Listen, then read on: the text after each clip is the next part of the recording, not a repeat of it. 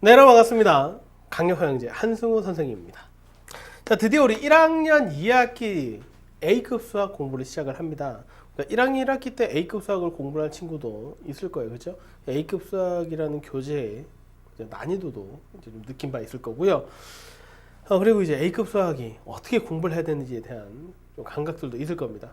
자, 물론 우리 1학년 2학기부터 처음 A급 수학을 공부하는 친구도 있을 텐데, 일단 먼저 A급 수학을 공부를 하려면 기본적인 내신 내용은 마무리를 하시고 공부를 하셔야 됩니다. 그래서 이제 체크든 뭐 문제집 해법 수학이든 뭐 개념뿐만 아니라 문제까지 다 마무리되고 그 다음에 우리가 A급 수학을 공부를 해야 된다. A급 수학이라는 게 이제 교재 자체가 중등 심화분을 우리가 문제를 푸는 거기 때문에 일단 기본적인 내신 내용은 잘 되어 있어야지만 공부를 할 수 있다는 거 유의하시고 공부를 했으면 좋겠어요.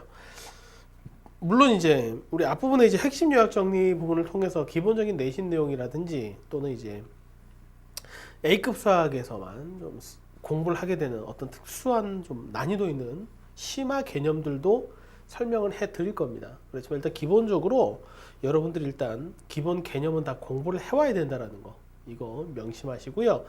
그리고 이제 아무래도 이제 강의 전체가 아무래도 초점 자체가 심화 문제를 푸는 문제풀이 강의입니다. 그래서 문제풀이 강의에 초점이 맞춰져 있기 때문에 물론 미리 문제를 풀어와야 되고요. 미리 문제를 풀어보고 나서 강의를 본 다음에 반드시 복습 철저히 하셔야 된다는 거. 강의를 보면은 어떤 문제인지 좀 이해가 돼. 그리고 어떻게 푸는지도 알 것 같아.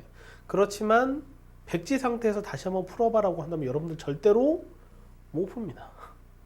그러니까 반드시 스스로 복습하면서 다시 풀어봐야 된다는 거예요. 그죠?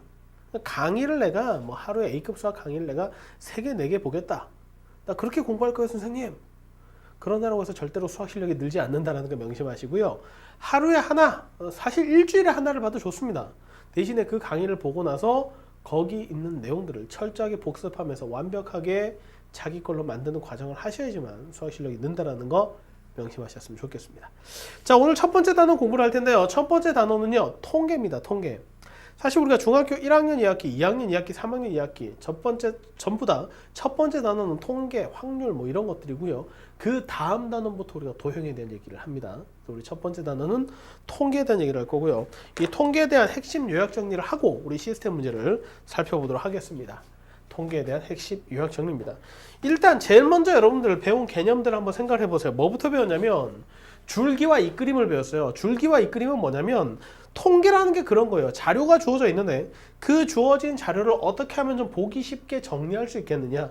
그래서 줄기와 이끌림은 자료들이 막 나열되어 있는 것을 줄기와 잎으로 나누어서 깔끔하게 정리하는 그림을 줄기와 이끌림이라고 합니다. 그럼 줄기와 이끌림을 그리고 나면 자료의 상태가 한눈에 다 잘 보이죠. 쉽게 잘 보이고 뭐 어느 자료가 어떤 값이 제일 큰지 제일 작은지 뭐 제일 큰 데서 몇 번째인지 제일 작은 데서 몇 번째인지 이런 것들을 바로바로 쉽게 알아볼 수 있도록 깔끔하게 정리를 한 게 줄기와 이끌입니다. 이때 그 자료를 수로 표현한 것을 우리는 별량이라고 그러죠. 그래서 별량이라는 것은 자료를 수량으로 나타낸 것, 이런 용어들 익숙해 주셔야 됩니다. 그래서 우리가 줄기와 이끌림이라는 것은요, 세로선에 의해서 줄기와 잎을 구별하고 그리고 얘를 이용해서 자료를 깔끔하게 나타낸 그림이다. 우리 교재에 다 있는 내용이에요. 줄기는 줄기와 이끌림에서 세로선 왼쪽에 있는 수고요. 잎이라는 것은 오른쪽에 있는 수고요. 그래서 줄기와 잎을 이끌림을 그릴 때는요, 주어진 별량을 줄기와 잎으로 구별한 다음에 먼저 줄기들을 쭉 나열하는 거죠. 세로선을 긋고 세로선 왼쪽에 줄기 쓰시고 세로선 오른쪽에 잎을 쓸 때는 크기가 작은 순서대로 쓰며 그리고 중복되는 것은 중복해서 쓰죠. 그리고 줄기와 잎이 의미하는 게 뭔지를 설명하고 그 다음에 줄기와 이끌림에 알맞은 제목을 붙이면 줄기와 이끌림이 완성이 됩니다. 사실 줄기와 이끌림은 우리가 초등학교 때도 공부를 한 바가 있기 때문에 그냥 간단하게 이렇게만 설명하고 넘어갈게요. 이거를 가지고 어려워하는 친구들은 없어요. 근데 사실 우리가 중학교 1학년 2학기에서 처음으로 배우게 되는 게 바로 도수 분포표죠. 도수 분포표와 히스토그램인데 이 도수라는 것은요, 어떤 별량을 구간을 나눠서 그 구간 안에 들어가는 별량의 개수가 몇 개니? 라는 게 도수죠. 맞습니까? 우리는 도수 분포표라는 게 이런 표를 말하는 겁니다.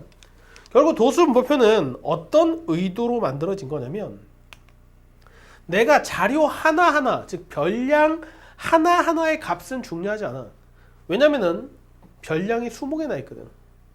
20개나 된 별량이 있기 때문에 하나하나를 따지고 싶진 않고 전체적인 경향이 어떤지를 살펴보고 싶어. 그래서 우리는 별량 자체를 어떤 구간을 나눠서 그 구간 안에 들어가는 별량들끼리만 정리를 하자. 별량들끼리만 정리를 하자. 그렇게 해서 전체 계략적인 경향을 한번 살펴보자. 이게 바로 도수 분포표입니다. 이때 별량의 구간을 나눈 게 어디서 어디까지라고 나눈 것을 우리는 계급이라고 그러죠.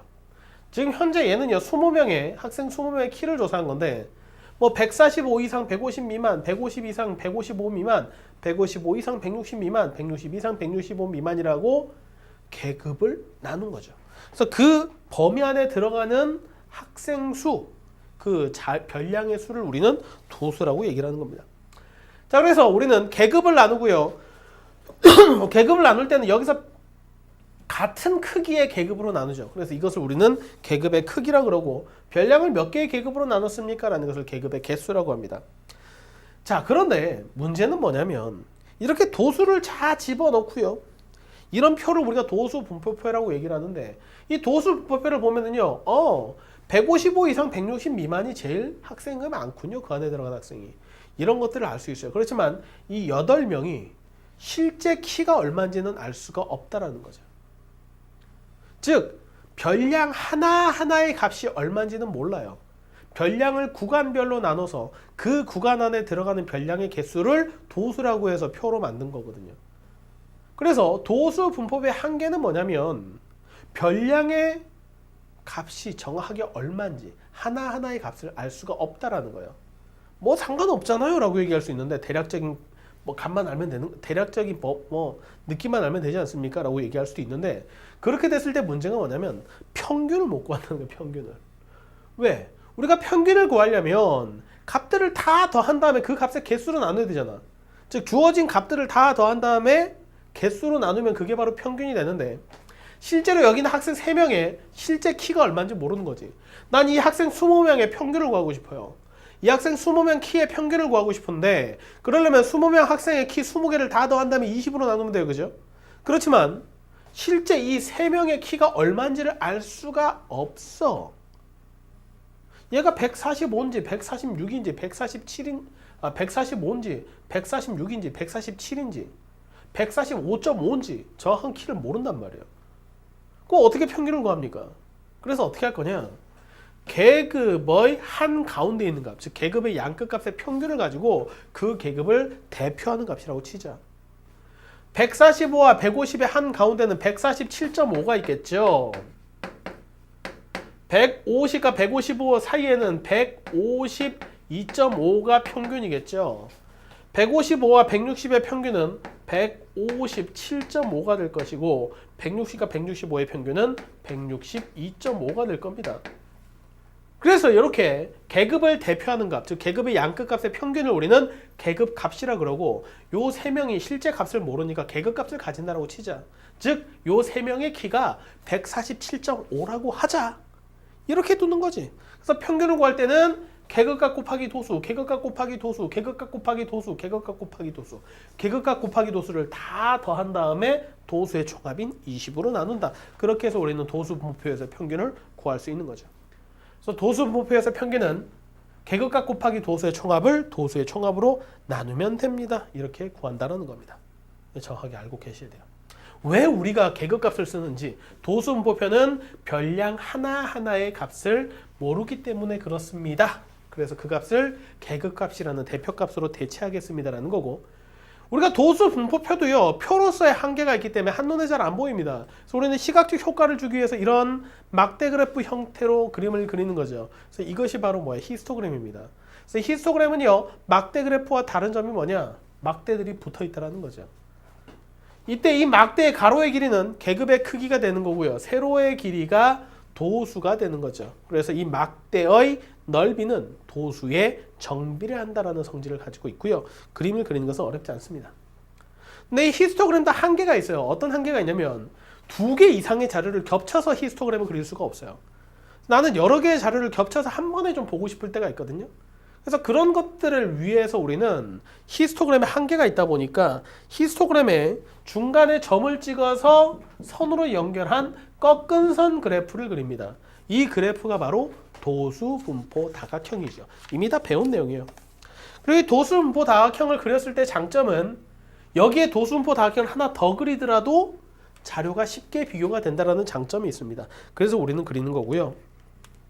그 다음에 이 도수분포 다각형은요, 특징이 히스토그램 전체 막대 넓이와 도수분포 다각형 전체의 넓이는 똑같다라는 특징을 가지고 있습니다. 알고 계시면 좋겠죠. 그런 다음에 우리가 배운 게 뭐였냐면, 야, 우리가 자료를 두 개를 비교하고 싶은데 도수의 총합이 달라. 도수의 총합이 다르면 우리가 비교가 의미가 없잖아.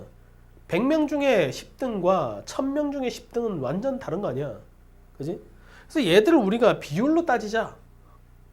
도수의 총합이 다른 두 개의 자료는 비율을 가지고 우리가 따질 수 있는 거 아니냐? 즉 각각의 도수를 도수의 총합으로 나누면 그 계급에서의 도수가 비율로 나올 거 아닙니까? 그래서 우리는 그 값으로 우리가 하겠다라는 게 바로 상대 도수가 되는 거죠.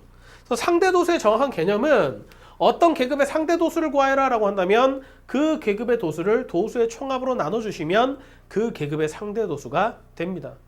이 식을 잘 정리하시면요, 상대 도수에다가 도수의 총합을 곱하시면 그 계급의 도수가 나오고요, 도수의 총합은요 그 계급의 도수를 그 계급의 상대 도수로 나누시면 구할 수 있더라. 이런 것들을 정리할 수 있다는 거죠. 그리고 우리는 상대 도수를 가지고도 그래프를 그릴 수가 있습니다. 자, 이런 것들이 우리가 이미 여러분들이 내신 과정에서 배웠었던 거고 핵심 요약 정리에 나와 있는 내용들입니다. 그럼 지금부터 이제 우리는 시스템 문제를 풀면서 어떻게 적용이 되는지를 쭉 살펴볼 거거든요. 좋습니다. 1번부터 한번 보도록 하죠. 자, 자료가 주어져 있어요. 이 자료는 지민이 대반 학생이 지난 한 달 동안의 운동 시간을 조사하여 나타낸 겁니다. 이 자료를 토대로 다음 줄기와 이 그림을 완성하시고요. 잎이 가장 많은 줄기를 구하여라라고 했습니다. 자, 줄기의 이 그림을 그리시면 돼요. 그런데 헷갈리잖아요. 그럼 다음과 같이 합시다. 줄기가 1인 것을 다 동그라미를 치세요. 줄기가 1인 것을 먼저 찾아서 동그라미를 쳐. 줄기가 1인 것을 다 찾아서 동그라미를 친 다음에 잎이 작은 거 순서대로 쓰면 되죠. 2, 4, 6, 8, 9라고요. 아, 2, 4, 6, 8, 9라고 쓰면 되죠. 그러고 나서 얘들 꺼버려요. 줄기가 1인 거 다 끝난 거예요, 이제. 됐습니까? 그 다음에 줄기가 2인 거. 줄기가 2인 거를 체크를 합니다. 줄기가 2인 게 하나, 둘, 셋, 넷, 5개가 있죠. 얘들 잎을 보면 0, 4, 8, 9라고 나오네요. 써요, 그냥. 0, 4, 8, 9. 이렇게 쓰면 돼요. 됐습니까? 0, 4, 8, 9. 이렇게 쓰면 되죠. 더 없나? 0, 4, 8, 8, 9네요. 죄송합니다. 0, 4, 8. 아, 26이 또 있었네. 아이고, 0, 4, 6, 8, 8, 9였네요. 이렇게 쓰면 됩니다. 0, 4, 6, 8, 8, 9. 그러고 나서 지워요. 자, 줄기가 2인 거. 헷갈리지 않게 이렇게 하는 거예요. 그죠? 자, 그 다음에 줄기가 3인 거 체크를 합니다. 줄기가 3인 거 이제 다른 색으로 이렇게 헷갈리니까. 38, 30, 32, 31. 잎은요, 0, 1, 2, 8이죠. 0, 1, 2, 8. 이렇게 쓰면 되겠죠? 얘들을 지워요. 자, 이제 줄기가 4인 거는 42, 41, 45가 있네요. 1, 2, 5라고 쓰면 되겠죠? 1, 2, 5. 지워요. 마지막으로 줄기가 5인 거는 50이랑 57이 있으니까 2와 7이라고 쓰면 되죠. 이렇게 체크해가면서 쓰면은 줄기가 이 그림이 완성됩니다. 잎이 가장 많은 줄기는 얼마입니까? 2죠. 따라서 잎이 가장 많은 줄기는 뭐다? 2다라고 구하시면 되는 겁니다. 어렵지 않죠? 두 번째 2번 볼게요. 줄기가 이 그림을 이렇게 그려놨었고요. 한 달 동안 운동을 가장 많이 한 사람은 몇 시간이 했습니까? 57이죠. 57. 맞습니까? 따라서 57시간 했습니다 라고 대답해주면 됩니다. 이런 거 어렵지 않습니다. 그죠? 기본적인 내용이니까. 자, 넘어가도록 하죠. 3번입니다. 전체 도수가 다른 두 별량의 분포 상태를 비교하기에 적당한 것은 무엇입니까? 라고 했어요. 뭐가 다르다? 전체 도수가 다르대요. 도수의 총합이 다르다는 거예요.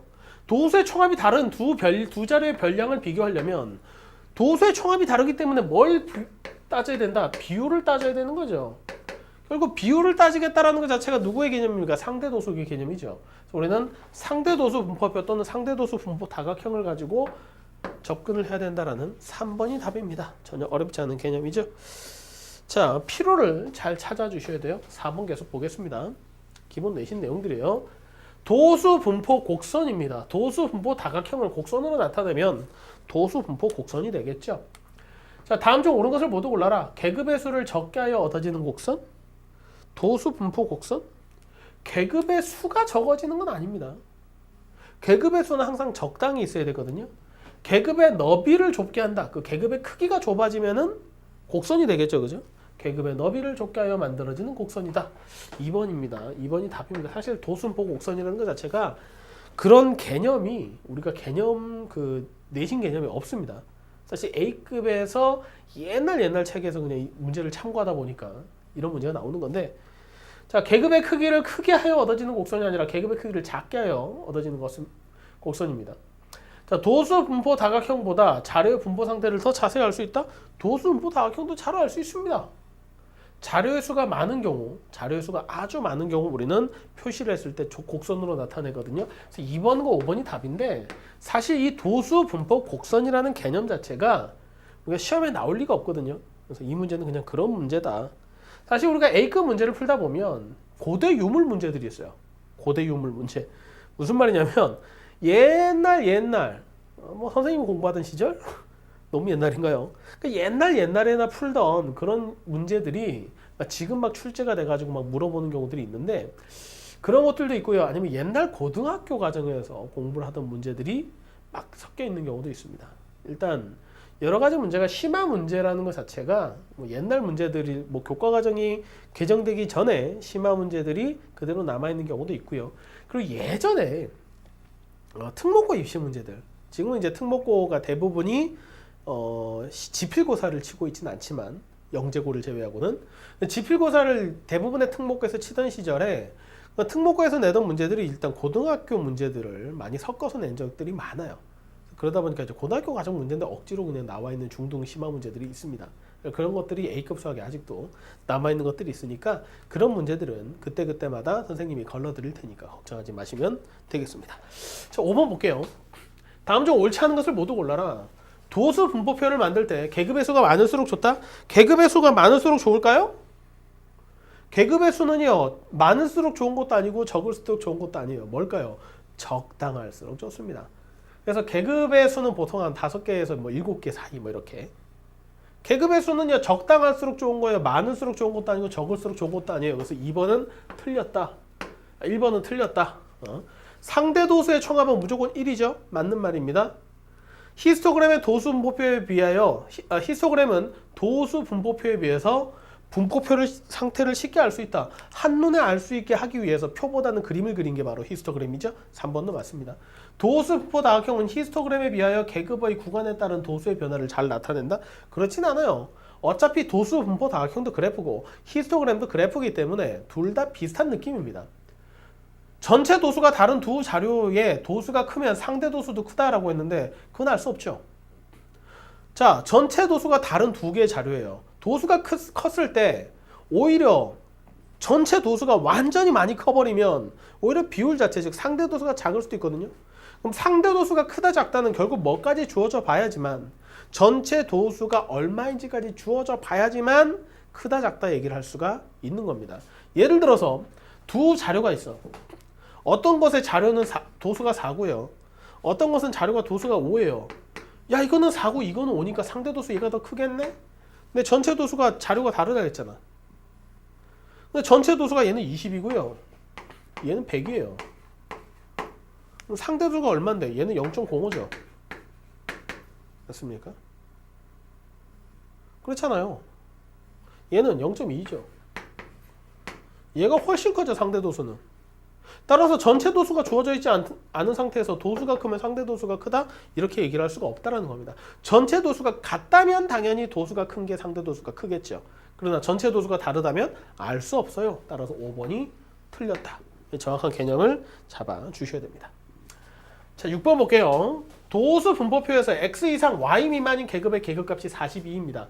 x 더하기 y 값을 구하라고 했는데 우리가 계급값을 구할 때는 계급의 양끝값의 평균을 구하기 때문에 x 이상 y 미만인 계급이라면 x 더하기 y를 2로 나눈 게 바로 평균이죠.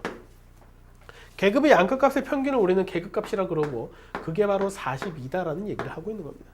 양변에 2를 곱하시면 따라서 x 플러스 y는 얼마다? 84다라고 구할 수 있는 거죠. 답은 4번이다라고 이야기하시면 되는 겁니다. 어렵지 않죠? 넘어가겠습니다. 7번이에요. 자, 히스토그램에 대한 다음 설명 중 옳지 않은 것을 모두 골라라라고 했습니다. 히스토그램입니다. 가로축은 계급을 표시한다. 가로축은 계급이죠. 맞습니다.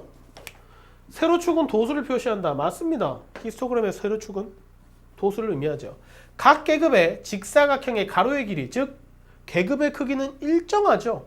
계급의 크기가 다르면 안 되잖아요. 그죠? 따라서 맞습니다. 그죠? 자, 4번.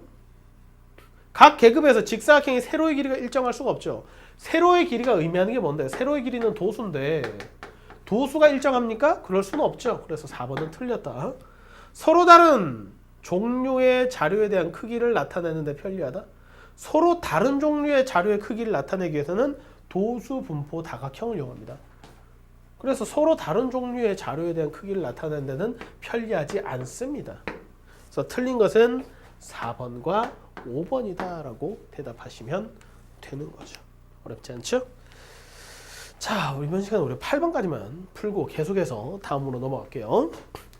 자, 히스토그램의 각 직사각형의 넓이를 y라고 할 때 다음 중 옳은 것을 모두 골라라 라고 했습니다. 자, y는 도수의 정비를 한다. 직사각형의 넓이에요. 직사각형의 넓이. 그럼 히스토그램이 있을 때 이 직사각형이 있을 것이고 이 직사각형의 넓이에 대한 얘기인데 가로의 길이는 결국 뭐예요? 계급의 크기라고요.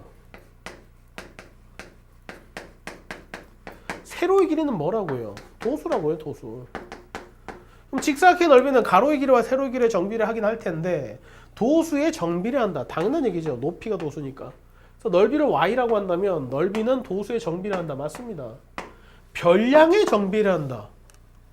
말도 안 되는 얘기죠. 별량의 정비를 하다니요. 히스토그램은 도수 분포 표를 가지고 만든 거고 도수 분포표에서는 정확한 별량이 얼마인지 몰라요.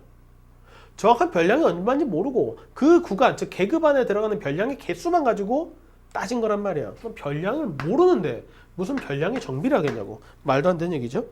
그 다음에 도수의 반비를 한다? 1번이 맞으면 2번은 3번은 틀린 거죠. 정비를 하는 게 맞지 반비를 하는 건 틀렸잖아요. 당연히 틀린 거고요. 별량의 반비를 한다. 별량이 뭔지 모르는데 병비를 하는지 반비를 하는지 어떻게 알아? 알 수 없어요. 라니까. 계급의 크기와 도수를 곱한 게 바로 y입니다. 아하, 5번이 맞네요. 그럼 옳은 것은 몇 번과 몇 번? 1번과 5번입니다. 라고 대답을 해주시면 되는 겁니다. 자, 이렇게 해서 우리 첫 번째 시간 가볍게 내용 정리해보고요. 문제도 간단하게 풀어봤는데 어렵지 않았죠? 그죠? 그래서 오늘 공부한 것들 정리해보시고 계속해서 우리 9번부터 해서 또 문제를 다음 시간에 풀어볼 테니까 여러분들 문제를 다 미리 풀어오신 다음에 같이 공부하면서 일단 시스템은요. 기본 내신 개념과 내신 문제들을 정리하는 거니까 이런 것들 내가 헷갈리면 안 돼. 이런 것들 정확하게 알고 있어야 돼. 그래야지만 B스텝, A스텝 해나갈 수 있어. 그런 마음가짐으로 열심히 공부를 하시면 되겠습니다. 어렵지 않았죠? 좋습니다. 우리 다음 시간에 계속해서 열심히 공부하겠습니다. 다음 시간에 뵙겠습니다. 감사합니다.